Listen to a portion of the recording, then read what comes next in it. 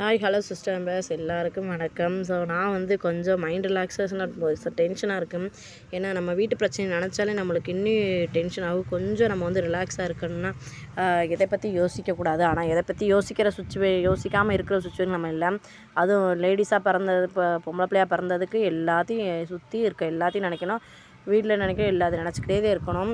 ஆனால் இருந்தாலும் அந்த ஸ்ட்ரெஸ் வந்து நம்ம அதிகமாகக்கூடாதுன்னா நம்மளே பார்த்துக்கிறணும். அதுதான் என்னோடது. கண்டிப்பாக வந்து அதுக்கு சுச்சுவேஷன் எப்போ அமைன்னு தெரில. ஆனால் அது கூடால இந்த மைவி3 அதாவது இதுதான் நம்மளுக்கு இருக்கிறதே பெரிய பிரச்சனை. என்னை பொறுத்த மட்டும் இல்லை, நம்ம ஒரு ஐடி போட்டுகிட்டே இவ்வளோ பாடுபடுறோம்.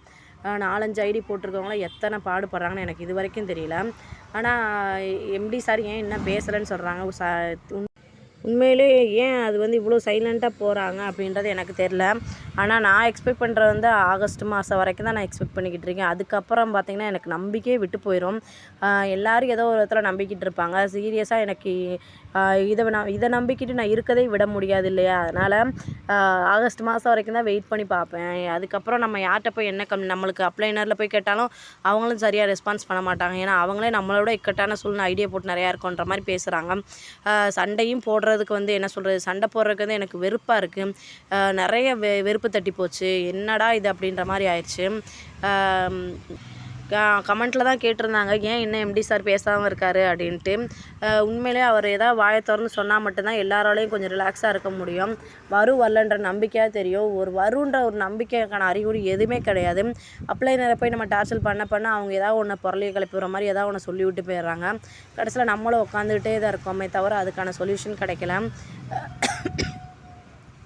பார்ப்போம். கண்டிப்பாக வந்து ஆகஸ்ட் மாதம் வரைக்கும் வெயிட் பண்ணலாம் அப்படின்னு. ஆனால் அது கிடைக்கும்னு சொல்லியிருக்காங்க. நானும் அவங்ககிட்டே என்கிட்ட சொன்னேன், எனக்கு நம்பிக்கை இல்லை. ஏன்னா இவ்வளோ நாள் மாதக்கணக்காக வருஷக்கணக்காக சொல்யூஷன் தெரியல. கேஸ் எல்லாம் நல்லபடியாக முடியத்தான் போகுது அப்படின்னு சொன்னாங்க.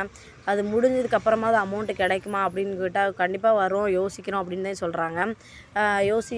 அதாவது அவங்க யோசிக்கிறாங்கன்றதை தவிர பார்த்திங்கன்னா நம்மளுக்கு வந்து அவங்க யோசித்து அவங்க பதில் சொல்கிறது நம்மளுக்கு தேவையில்லை. நம்மளுக்கு வந்து அதாவது எம்டி சார் அஃபிஷியலாக வந்து சொன்னால் மட்டும்தான் நம்மளுக்கு வந்து இதை பற்றி தெரியும். என்ன ஏதுன்றதை எல்லாருக்கும் வெளிப்படுத்தினா மட்டும்தான் நம்மளுக்குள்ள ஒரு நம்பிக்கை வரும், நம்மளுக்குள்ள ஒரு நிம்மதி வரும். அது வரைக்கும் இதில் ஒன்றுமே பண்ண முடியாது மட்டும் தெரிஞ்சு போச்சு. எண்ணி பார்க்க நம்மளுக்கு கவலையும் கோபமும் வெறுப்பும் தான் உண்டாகுது. எப்போ வருவோம் அப்படின்றத தாண்டி வந்து சீக்கிரம் வராதா அப்படின்ற மாதிரி இருக்குது. Thanks for listen sister.